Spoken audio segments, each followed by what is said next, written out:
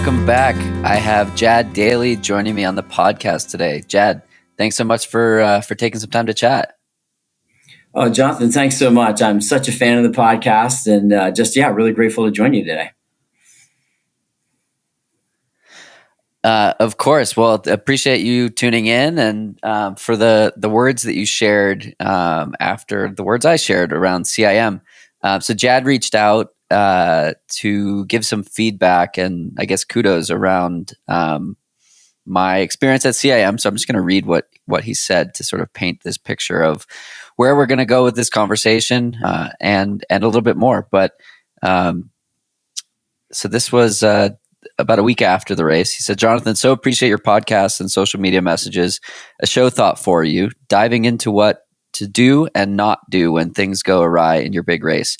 I had an experience at Boston a while back, much like your CIM, and let it knock on to some horrible mistakes, including a major injury and some depression because I didn't know how to handle it, including giving myself authentic love and credit for finishing in redacted time, a very fast time, despite having, it was 2:51, having lost my insides along the way. I think many runners have had this kind of experience, but we generally hear more about how someone cooked up a dream race rather than how to come back the right way when your dream was not so dreamy. For most of us, it's not so easy as for the pros who seem to just often knock off a PR a few weeks later." Jad, I want to thank you for this message. I find it so important to share the whole truth and the whole story because that's what we all live, right? None of us live perfect lives, and none of us are in a place where we're successful all the time. And if you are successful all the time, maybe redefine success, maybe reach higher, reestablish your goals. But like I went into this race having had the best training block I'd ever had. I set mileage PRs on a weekly and monthly basis and probably the season as well. I was finishing 22 milers at 6:30 pace. I've never done that before. I was like, this is great. I've given myself every opportunity to be successful. And I wanted to walk off the course at mile 14. So that certainly didn't lend well to a big PR. So first, thank you for that. Second, before we dive all the way into this conversation and more, let's get a little background on who you are. So as has become tradition on the pod, who is Jad? Yeah, thanks. And as a fan, I actually knew that question was coming. So let me just say a couple things about myself. The first is I have spent my life fueled by just passion, raw passion. I've been last kid picked much of my life, but try to make up for that with raw enthusiasm and love for the things that I do and the people I connect with in my life.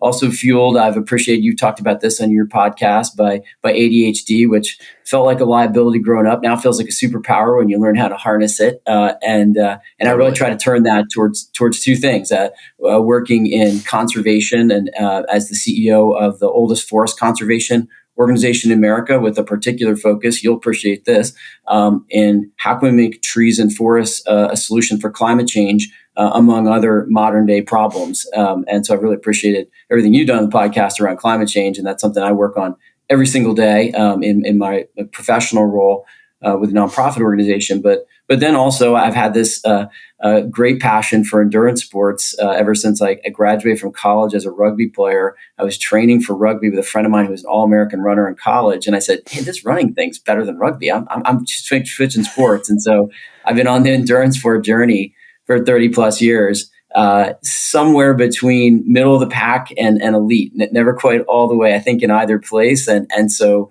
I've always tried to work just as hard as the best people out there, even knowing that, my best day is never going to be, a pro or top elite time. But like a lot of people out there, I'm just trying to be the best that I can be on this athletic journey. And I think a lot of that's the mental part of the sport. And that's why I love your podcast so much, because I really believe that running is hugely about the mental side of it, just as much as your physical abilities. And so I try to be as good as I possibly can be on the mental and the physical side, and use everything I got to do the best I can. Awesome. That's a lot of stuff all in one that you do. So it's the running, it's the climate, it's all the good things and the things that we like to focus on this podcast. So I'm curious about the marathon experience that you reached out about. Can you talk me through your training leading up to that race and what that race day looked like? Yeah, so the quick thumbnail sketch is because I think it's maybe helpful. I had a pretty long run, maybe 15 plus years where I was doing a combination of running and multi-sport triathlon and duathlon, and reached a pretty successful level there. And then I took a little bit of a break. And so this particular Boston in 2006 was after I'd kind of started back up again and was remembering how to do this all, and had run Chicago in 2005 and had just a dream race. Everything went perfectly in training. It was probably actually the most ideal day I've ever had in a marathon. So I went into Boston that following spring feeling like I was, in an absolutely great position. And my training had been exceptional. I worked with one of the best known online coaches, so I tried to really be scientific about everything I was doing. And I was running times a little bit like you described in your example. I was running times on in prep races and on the track that I hadn't run in years. And I was thinking, wow, I thought my speed was gone. I was in my mid to late 30s, and I thought, hey, I didn't actually think I could run that fast again in training. So I had real visions of getting down, maybe running in the low 240s, mid 240s again for the first time in forever. And so it was a funny thing, if I'm completely honest about it. I almost couldn't handle a little bit, that it was feeling like it was going too perfectly. So I think if I go back to the seeds of where things didn't go well for me, it may have been a little bit. It just everything felt too perfect in some ways. But when I got on the line, I had absolutely no doubt in my mind that I was going to run the fastest time I had run in many, many years. And almost from the get-go, if anyone's ever run Boston, you go down that long, steep hill at the beginning. And if you haven't run Boston before, it's no joke. I mean, I'm talking, you pound down that hill. Like it's steep enough that there isn't any like particularly graceful way to run down it, and I think probably the combination of that and maybe some other choices that I didn't understand at the time in terms of what I ate beforehand and how I timed for it. That time it was still the noon start for Boston. It was sitting there at 12:07 for somewhere in the first mile, and I'm like, wow, my stomach doesn't feel so good. So it's a funny story. If you look at a picture of me from the race, I was feeling so much discomfort in my stomach, and so I actually started to like tear my jersey apart because I thought, well, maybe it's the pressure of this kind of compression top I was wearing, or so I could not figure out what was going on. And so I kind of just kept rolling along, and I had good enough fitness that I wasn't really slowing down that much, but I was in incredible discomfort, and it just got worse and worse and worse. And then, somewhere around Wellesley, my digestive system basically just gave up on me. And I spent the next 3 or 4 miles thinking like, should I continue? What is even possible to have a decent day? But quite frankly, you're shell shocked at a moment like that, right? I'm sure you experienced it in your race. You were just sure it was going to be your day, and now you're sitting there thinking, can I even finish? Should I even finish? And so, I had my whole family was there, had come in from all points to cheer me on. I had friends of mine who had kind of been mentoring me in the weeks beforehand towards what was going to be this great PR. And one of them had actually driven many hours to come watch me. It was like, I got to honor the day. I got to honor the people who support me in this. And I got to honor this race. And a lot of people have toughed it out in this race. So I'm just going to recalibrate and set a new goal for the day. And then that goal is to finish this race. And so I did. And, and I finished it, in a time that was just a little bit slower than I run in Chicago, but a lot slower than I had intended to run that day. But if I'm honest about it, I was shell shocked. I didn't feel excited. I didn't. If I'm really honest about it, didn't feel proud. I just felt insanely disappointed, and me being me, went back immediately to every single little thing I might have done differently. Even though in one sense you feel like, hey, I got struck by lightning. I had a bad day. Something happened digestively. if you kind of give yourself into that way of thinking, then, you would never go out the door in the morning. You would just feel like you're too vulnerable. And so, try to get some control in the situation. I stepped back and I was immediately thinking, what did I do wrong here? How did I blow, my best chance to run fast in so many different years? And so really for me, the one thing I'll say about that particular experience for the moment is, that would have been enough. And people around me were so proud of me. They're like, "Are you kidding? Look what you overcame to finish this race." I endured a lot of extreme discomfort in many different ways, to get to that finish line. And they're like, don't you see the accomplishment in it? And I said all the right things to everyone, but the truth of the matter is I didn't at that moment feel the accomplishment in it. What I felt that was I had let it get away. I didn't know at that point in my life whether I could ever get myself back to that place to run, really, really, truly run fast again. And so, I just carried that disappointment with me. And as opposed to giving myself a chance to recover and reset and kind of start a new block all over again, I started trying to make it up in, jumping right back into races too quickly and trying to adjust my training in sort of crazy ways that were somehow going to accommodate or make up for this thing that I had lost. And so, in a lot of ways, it ultimately, spiraled into a really serious back injury that I had that following fall, which I will say really came about in part because of just these choices and mistakes and disappointment that I was feeling just gnawed away at me until finally, I took myself out of the game in effect with a significant injury. So much of what you said resonates, right? I had such a similar experience, and really the only difference was my race started at 7 a.m. and yours was at noon. I had the same experience in that I felt so much pride in how strong my training block was. And I knew that I did all the right things, and I knew that I set myself up for success on the day. And my friend Peter Bromka writes, the marathon doesn't owe you anything. And I posted on Instagram that you don't owe the marathon anything either. And like, that was ultimately where I got to. But to what you were saying about, like, it almost felt too good. Like, I felt that for the first 10 miles. My splits were the 5K, 10K, and 15K were like 651, 642, 640s high. And it was the most consistent I'd ever run outside of my other sub 3 marathon.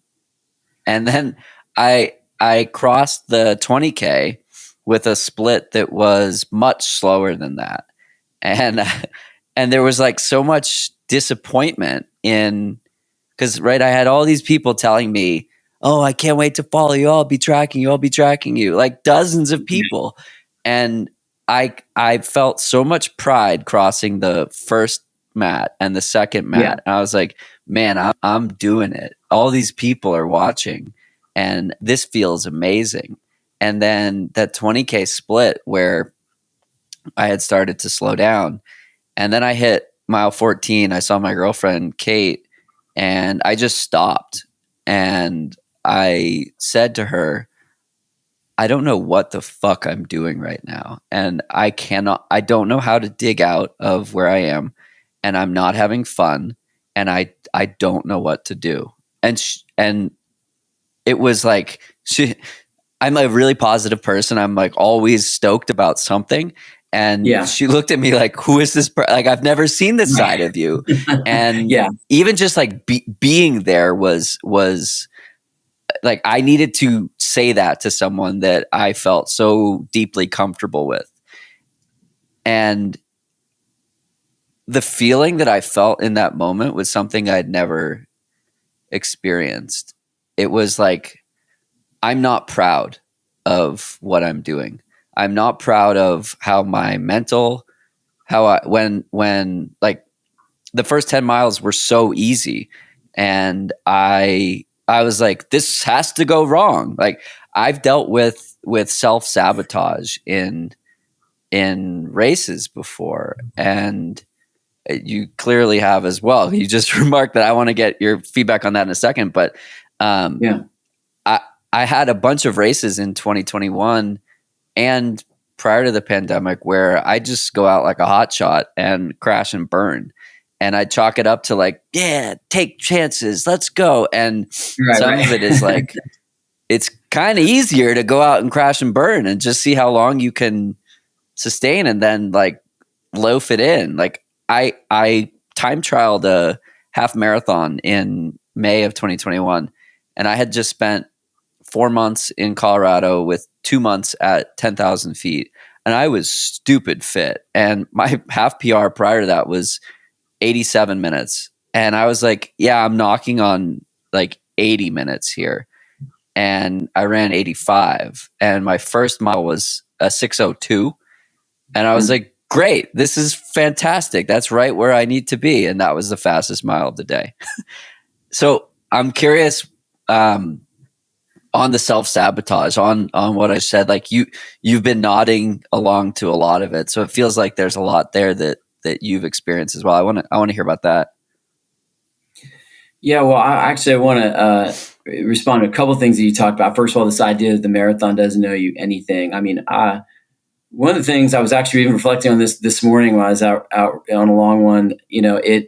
It's just, I think you wait for that perfect day in the marathon, and in fact, even the days I've ever had in the marathon that have come the closest to perfect, something wasn't quite right, And so I think there's this degree to which part of the reset is to recognize that if you don't have catastrophe, that's actually could be a pretty good day in the marathon. Something's not going to feel quite right. That day in Chicago I talked about was so great. The truth of the matter is, even then, I didn't get the diet quite right, and I had a little discomfort that was sort of just trying to ignore and kind of battle through all day, and all the way to, the experience that I described in Boston and a few others, as well over the years where, something pretty significant undermined, what I could have done. So I think, to me, part of it's about actually going into it, not sort of setting yourself up for this idea that the second something feels slightly off, you're like, oh my gosh, this isn't my day, or you let that fear, that doubt start to gnaw at you. But I think the other thing is in what you said, which was fascinating, and it's so much my own experience, the erosion of a race like that, you have the moment where it collapses, like something happens digestively or your pace falls off or whatever. But it can be an accumulation of a lot of things, right? It can be the mental side, the pressure. You talked about the fact that I was following your training. I thought you were going to run, like an insane time. I mean, you were putting up these amazing numbers, and I was thinking to myself, I was feeling some of the echoes of when I had like a really great block going, and it either turned into a PR or turned into a day like we're talking about. And I think, and you even talked about the knife's edge in one of your tweets. I think that's exactly right. There's something to that. I think when you're at your fittest, the saying goes, you're also at your closest to actually being, over the edge or unfit or unwell in some way. And I think that's part of it. But I also think, when you're carrying a big day in, and especially when a lot of other people are watching, like, let's just talk about that. In my day, I had a lot of people there who I had, helped build expectations. One person in particular was like, hey, I'm going to run the race of my life today. And I knew he was standing somewhere near the finish line expecting me to come through, running this amazing time. And that added, I think, to the pressure I was already feeling, of my own expectations. And so I think there's something about the way that we craft this backpack of expectations that we're carrying, and the more of other people's expectations you load into it, the heavier that becomes, so I think there's something there we all have to examine. But then there are even those how does that knock on to little things like the pacing decisions? You get in the first few miles of a marathon, the only thing you should be thinking about is yourself. For me, that was, I guess that was my first Boston. Even I qualified previously, hadn't run it, but that was actually my first Boston. And I was shocked. There were so many people around me running my pace. It was like, what's going on? Usually I head off in the early stages of marathon. I'm kind of by myself, or I'm in a pretty small crowd. And I got a little freaked out by the fact that there were so many people. So now I was running their pace instead of my pace. And there were all these different, I think, little things that added up to, my body just, finally saying, I'm going to show you, I'm going to slow you down significantly. You're way off today, and I'm going to manifest it in this, massive digestive meltdown, which has never happened to me before or since. ever in a race. And so I think to me, that's part of the lesson to learn in all this, is that, it's easy to just focus on, the back injury that you got, or the digestive meltdown, but it misses the opportunity to go back and to really see the seeds, of that we sow, even when we're having our best buildup. Sometimes we can actually sow these little seeds of disaster. And so it's hard to look at it. It's hard to take responsibility and kind of say, wow, that hurts that maybe I actually did feed into my own disappointing day. But that is also the way forward, so that next time you control those last few variables, you find a way to calm your mind differently or set expectations differently, and then you can kind of let it all out, on and actually have that dream day. Yeah, it's so fascinating how it all works and how it manifests on race day, and like there are so many things that are outside of your control, and there are a handful of things within your control. And like, I'm curious how much second guessing you did around it, because right, like I second guessed everything. So Yeah. I took off. The morning was wild. We got to the buses at like 5:10, and we didn't get on a bus until like 5:50, and then we get to the starting area at like 6:40, and I did a little warm up and went to the bathroom, and I get into the corral at like 6:57, and the elites had already gone off, and I was like trying to make my way up to the front of the corral, and the gates were closed, and then all the attendants were like, nope, you can't go any further. I was like, I want to get to the 3-hour pace group, and I want to like get ahead. And the guy was like, nope, nope, nope. And people start jumping the fence. And I'm like, well, I'm short. This is a tall fence. The last thing I want to do is like pull my hamstring or my groin trying to like actually start the race. So I'm like begging, and I see people starting to run that weren't elite, because you can tell from their bibs. I'm like, I got to go. Like, could you please let me in? And so I joined, and it ended up being ahead of the 3-hour group, but they caught up eventually. And my plan was run with the 3-hour group until the half, and then make a decision from there. And within like 3 miles, I was ahead of them. And I was like, it was the same thing. Like, am I sabotaging now? And just like sending it before I should. And I ended up like almost a full minute ahead of them by the, I don't know, 7-8 mile mark. And we were going to split like a 127 or 128 low, 127 high or 128 low, which is like the second fastest half I've ever run, which is I've just not raced a lot of halves, so it's like not a fair comparison. But it was the same thing. I was like, this is the sharpest I've ever, or the most pressure I've ever put on the razor's edge, and right now it feels right. And I'm like, well, what would have happened if I didn't do that, and if I stuck to my plan? And I think of a conversation I had with Kara Goucher, and she said, show me an athlete who's willing to take risks, and I'll show you an athlete who has massive breakthroughs and also like some disappointments. Yeah. And the other piece of feedback she gave me prior to the race was stick to your plan and trust your training. And I didn't do that. I didn't stick to the plan. And so I'm like, ugh, she's right. And I didn't listen to her. And also like massive disappointment. And so it's just like, it's like you're holding an egg. I did a podcast with my friend Tansy, and she talks about goals are like an egg. You hold them in your hand, and you just can't squeeze too tight. And I think on the day I just squeezed too tight. I don't know. It's like, so all of this is interesting, right? The sandbox of running is totally meaningless. if you only live in that sandbox. But if you can take these lessons out of the sandbox and apply them in life, then there's tremendous value in all of these experiences. That's my opinion on like why running is so important. So I'm curious for you, looking back, we're now 15 plus years later on this experience. It's a fascinating opportunity to like what have you learned? What did that, it seemed like it was a pretty powerful experience. You're still talking about it. This happened in 2006 and it's 2022. This episode is airing in 2023. What Yeah. what did that do to your life, and how did it change you over the following years? Yeah. Well, Jonathan, I hope we can do like a 2 hour podcast. There's just so much to say. And I so appreciated some of the things that you were just saying.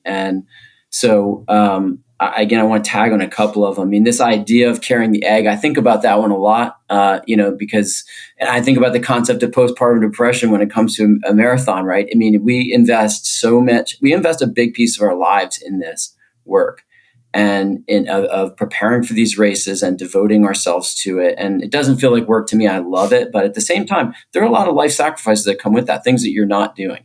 And I will tell you that at the time of this one Boston, I was in the midst of a values conflict that I felt like I had been in some ways short-sheeting other parts of my life, as a mid-30 something guy trying to just run one more time that I felt really proud of, And so even going into this race, I had this kind of idea in my head, like I was going to finish this one. I was going to slap my shoes on the mat like a wrestler in their final meet and just say like, boom, bang, look at that time, that I ran.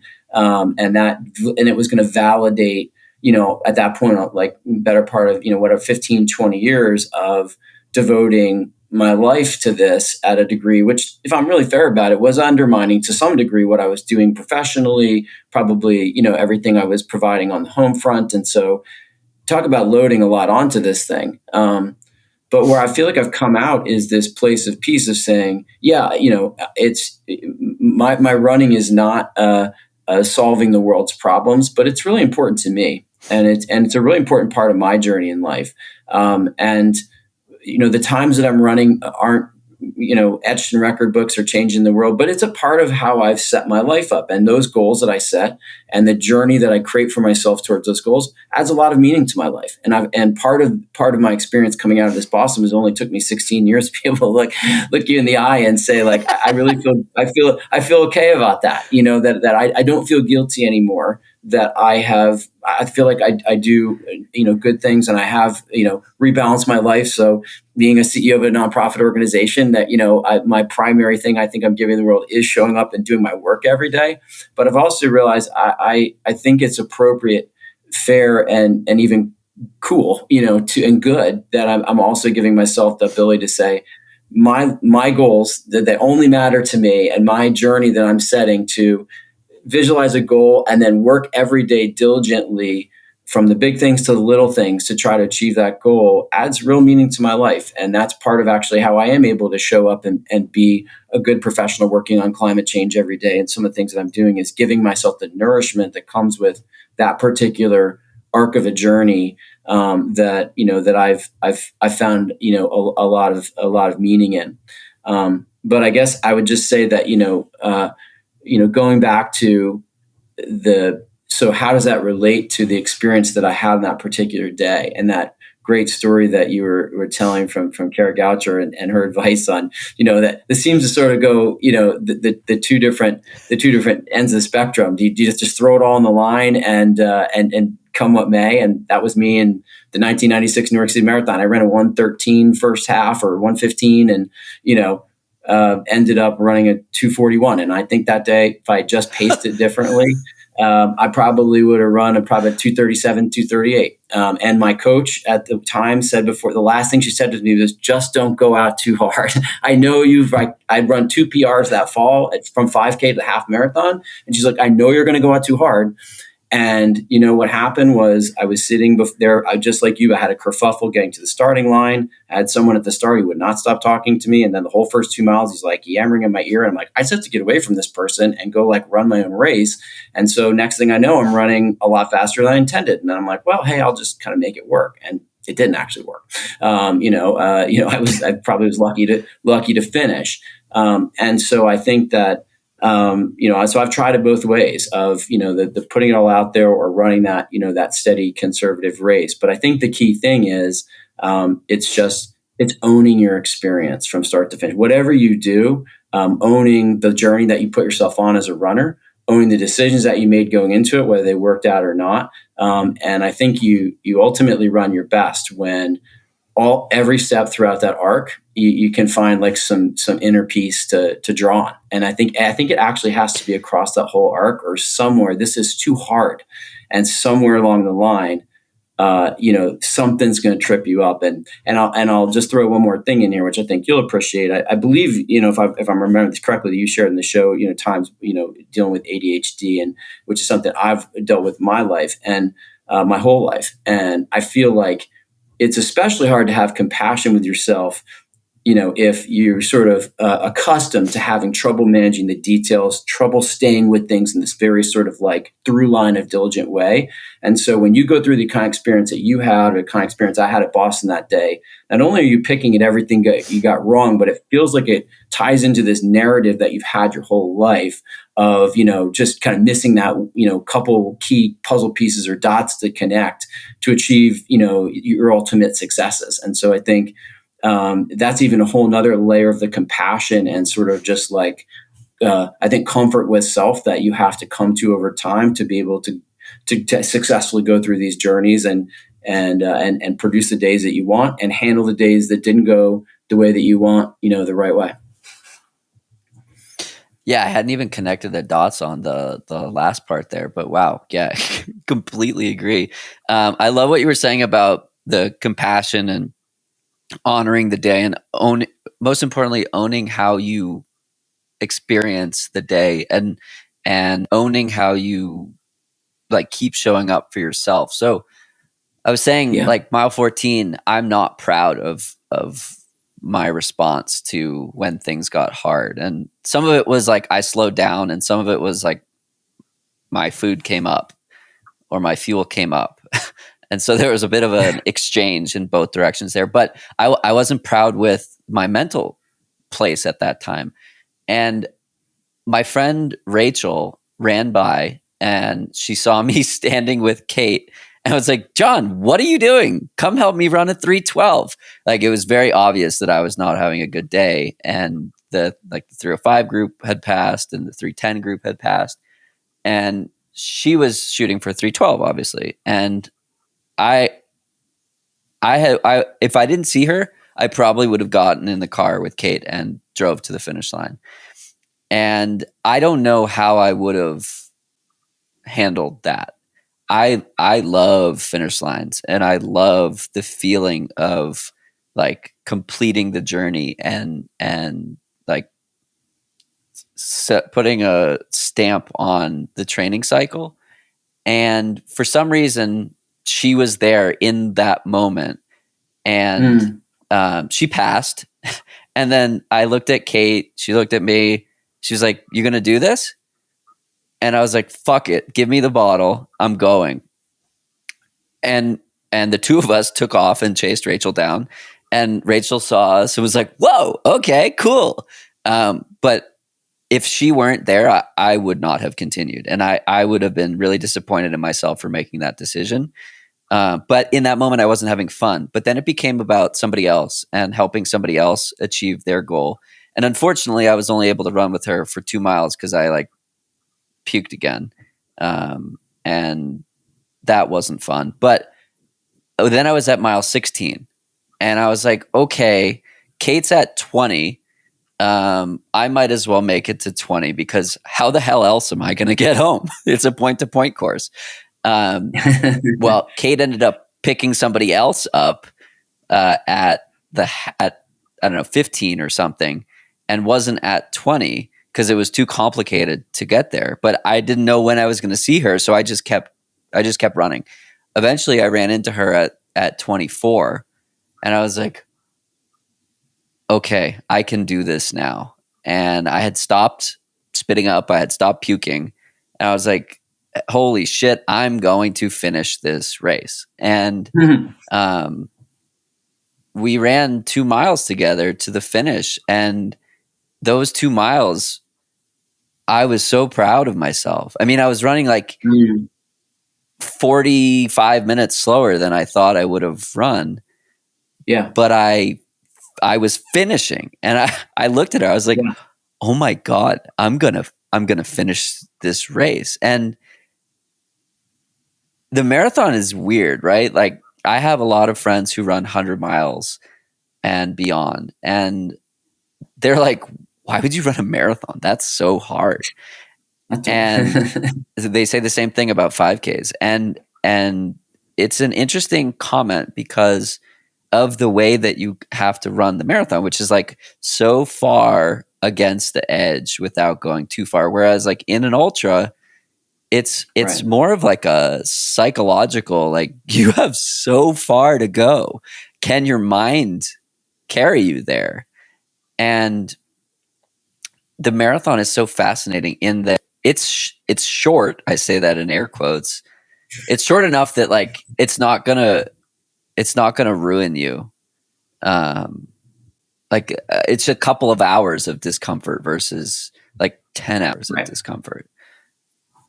But in that moment, it's everything. And I'm not sure I'd felt more pride crossing that finish line than compared to any other marathon. Like, and I've broken 3. That was the goal for like 4 years. And I think I was more proud of this finish than I was of, when the race went well, which ties back to what we connected with. We connected on originally, which is like so many people talk about these miracle days or perfect days that go so well. And I mean, bummer that I have to be the one to experience a shitty day and then talk about it. But like everyone experiences shitty days. So let's talk about it and talk about the highs and the lows and the everything in between. So thank you for prompting this discussion. I'm curious. It was cool to hear like how it parlayed into your next decade plus. Can I talk a little bit about it? Because I think that might be interesting and getting to one of the things I most hope that people take away from this podcast. Again, as I talked about, I struggled with that one Boston for a long time. And again, as I think I made clear earlier, it wasn't just a race for me. I kind of freighted it up like my entire, endurance career was kind of like, peaking in that moment. So there was a lot more going on there than one race for me. But suffice it to say, just something between what I expected and what happened. And my feeling my own culpability in it, as I'm prone to do for anything like that. I just really couldn't handle it. And then my injury that I trained myself into because I didn't take any time off. I didn't take my normal marathon recovery, and I let it turn into an injury, and then a little bit of time away from the sport. But when I came back, I think the key thing that you talked about that I think is really important for people is that, there's a decision when your race isn't going right, whether it's you ran into one of these killer hot days that we're getting more in marathons, by the way, because of climate change, or whether you have a digestive mistake or, a blister or whatever. You have a decision somewhere along the way there. Am I going to finish or not? And I do think it's actually really important for people to probably us talk about, people to think about. There are times not to finish. I believe what I heard Frank Shorter say at the first marathon pregame I ever went to, where he said, it's really important that you finish this race so that you always expect to finish. But at the same time, the marathon is a race where, sometimes for whatever reason, physically, it's not the safe thing to finish. And so I think there is a point where you need to kind of figure out, is this the right thing for me to do? Is it safe for me to finish? But I think the other part of it is that, the pros are known for, if they're not having their day, a race like the marathon, they just step off because they want to save it and they want to reload and then go back and have their perfect race another time.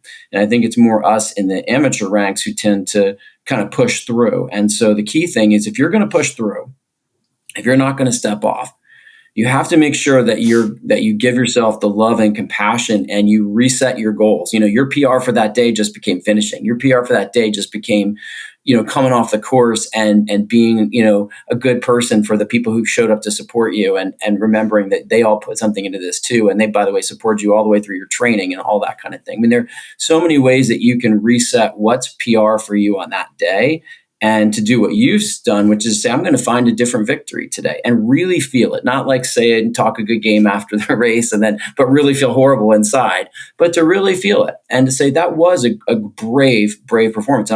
And so that's probably what I loved about the way you were talking about it. Why I want to reinforce that is that if I hope everyone who's in a situation like you had, a situation like I had, it comes out the way that you did in that race, and I didn't in my first Boston. But I will tell you a story of so people can change, they can grow, and so in my own case, I did Boston a couple of years ago, back in 2017, I had after the Boston Marathon bombing, I had actually stepped away from the sport, and I just after the bombing said I have to go back to Boston. That race I'd done twice that point. Race meant a lot to me. I wanted to go back and be there one more time. So I worked my way back. I qualified at Marine Corps, and then I went back and ran the 2017 race. Again, I was in some really good shape, and I ran into this killer hot day. That was a day when it was probably about 80 at peak. A lot of people were running 10, 20 minutes slower in some cases. A lot of my teammates in my running club were running 20, 30 minutes slower than they expected.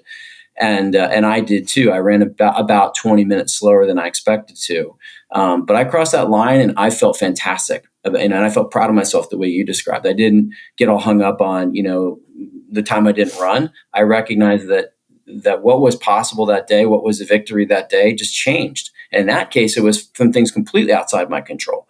But because I think these days gone wrong in a race like the marathon, when you have so much expectation load, they can come in different forms. Sometimes it's within your control, sometimes it's not. But either way, it's finding a way to just reset your expectations, reset what success is, but just again to kind of like honor yourself and love yourself either way. If you really do, dig deep and show the marathon what you got, and show your friends and family and all the people who support you, what you got.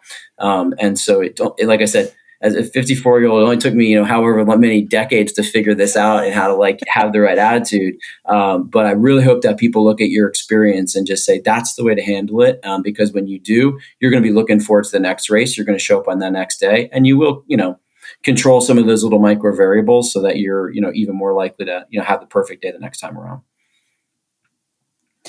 I love that. So I work with David Roche. He's been my coach for over 4 years now. And his take is, in a marathon, you finish unless there's a health reason not to. And so This was echoing in my head. Like, I have no reason not to finish. If it takes me the whole afternoon, like I'm going to finish. There's nothing physically wrong with me. And half of my problem was I was like, I'm finishing, so I must keep fueling. And as I kept fueling, I kept puking. And so at like 19, I was like, fine, I can finally stop puking. I finally stopped fueling. So I stopped fueling and I stopped puking, but I only had 7 miles to go. So I knew like, okay, for over like around an hour, like it's fine. So what that led to was I felt worse post-race than I'd felt in any marathon, probably since my first or second one. And so when I ran 2:59 in 2019, that was a 20-minute PR. And that race was on a Sunday. I ran on Wednesday and like felt phenomenal and had a great, that was in May. I had a great end of 2019. And I just like parlayed that into a very successful ultra season where things just rolled, and it was like a strong training day, and I had the fitness to do it. Whereas with this one, I wasn't fueling properly because it was just returning. And that led to this extreme muscle soreness and muscle damage.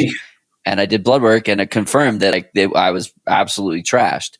And so the other piece of what you said is like, you talked about the compassion mentally, but we also need to Yeah. have the compassion physically for like, Yes. there's so much draw to be like, well, the training cycle was awesome. I'm going to go back and run another race, as you talked about. Like, Yeah. plenty of my friends are running Houston in a few weeks, and I took a week off from run. I took 8 days off from running, and my longest run, today's December. It's almost Christmas. My longest run since the marathon is like 8 miles, and I did that this Wednesday. And I'm taking a really long time to get back into like anything more than an hour of running. And I'm just like promising myself that by doing this, 2023 is going to be awesome. And maybe I've learned from your story and the stories of so many others who double back and it doesn't work out for them. And there's just like so much mental buildup that goes into a race, and you have to account for that both on the mental and the physical side. And I put a lot of effort, both mentally and physically, to get to that race day in the way that I felt. And there was definitely post race blues, and just like that, Yeah. I needed a second to breathe, kind of thing. Yeah. I think this is incredibly important. Now, look, in both my own athletic endeavors, and I did some coaching for a time too. I do have a personal bias. I think people should recover more from marathons than they generally do. I understand everyone's different, but I just think it's easy to underestimate. I don't know if you know the old rule. I don't know if it's as widely discussed anymore, but the idea that you need to rest 1 day for every mile of the race that you did. So which would suggest a marathon, should be basically thinking about a month of recovery, and that's been kind of my experience. That especially if you had one where you were out there for longer and your body was under more duress, like the one that you described, and the one that I experienced, were a couple of other, an Ironman that I did where I had to get 3 IVs and a shot of magnesium at the end of it, even though I was in the best shape of my life. It was a 102-degree day. It was a near-death experience. I didn't run a step for 3 weeks. I literally did not run or pedal or swim a stroke paddle, stroke or a stride for 3 weeks, and then I went out and set a fall PRs, and because I gave my body the time to just recover, and I think so. Yeah, I actually think it's a really good practice in general, coming out of the Marine Corps that I just ran, which went really well for me, and I had trained perfectly. Actually, the day went ideally for me, but I just I took about 6 weeks, just like you described, to ramp slowly back up. And now here in the 8th week, I'm running the mid 60s again, mileage wise. But in part because I really took that time right afterwards to just let everything heal. So I think that's really important, but especially in these races that were longer and more traumatic to your body than you realize. And the irony is, you're thinking, I'm garbage. I didn't run the time I event. That didn't take anything out of me. And in reality, and so it's like, I'm going to punish myself by getting right back to it. And the irony is, no, actually, you need more rest. But you ran a marathon. And in fact, it was harder on you than normal. You need more rest and recovery than usual. And that's exact opposite of what that kind of obsessive compulsive side of us tends to go to in a situation like this. And so I really think how people chart their way out of these difficult days, again, in my experience, is if you actually give yourself the full recovery that you need, you just had one of your best training blocks ever. Don't forget that. That's still there. As long as you don't blow it, as long as you don't ruin it by coming back too fast, it's still there waiting for you. And if you give yourself that recovery and then you restart, you can actually have a season full of PRs, but it just requires some discipline, some patience to let all that hard work that you did for all those months before your unfortunate marathon come right back to the fore. You wake it back up, and then bang, you're off to the races, and you will have this crushing. I can guarantee you're going to have like a crushing 2023 spring, because you've made all these good decisions, I think, since the race.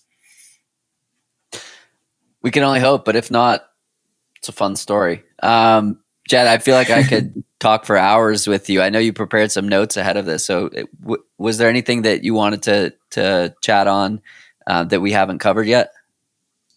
This is so cool. No, I think we've really gotten to so many of the things that I really want to share with folks from my own experience. Again, for me, just I feel like in part of my running journey is this is complicated, right? This is really hard, and I feel like I've made some good decisions. I made some really bad decisions, and I really love to try to help people, especially learn from those mistakes, so as not to repeat them. And so just really, it's been really fun to kind of see the right way and the wrong way to do it, and to share some of those thoughts.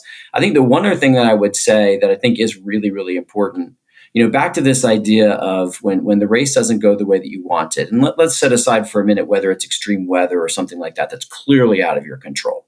But I'm talking a day where, for whatever reason, your body just wasn't where you expected it to be and wanted it to be, and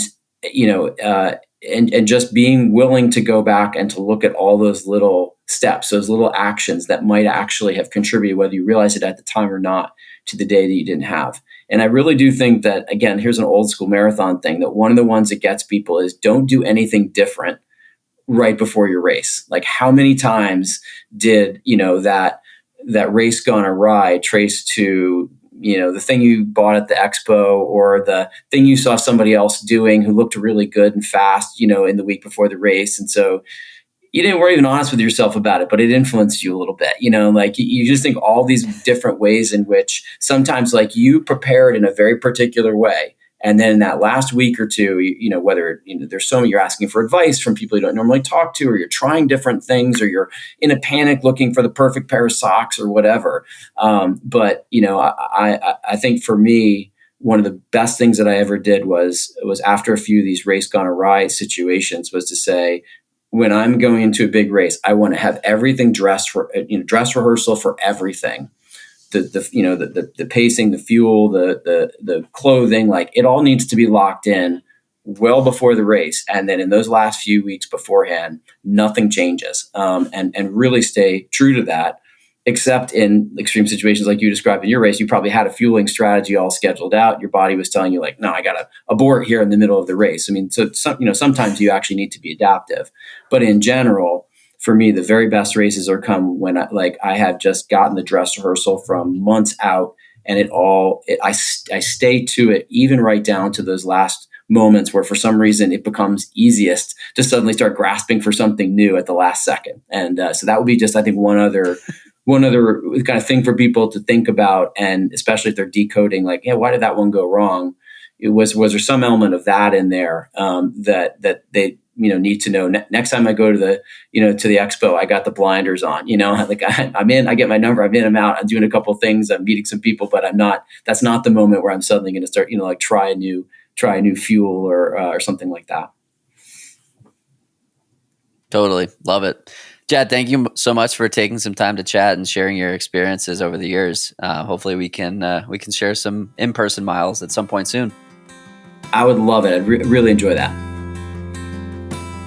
Awesome. Well, have a lovely holiday, and we'll see you out there.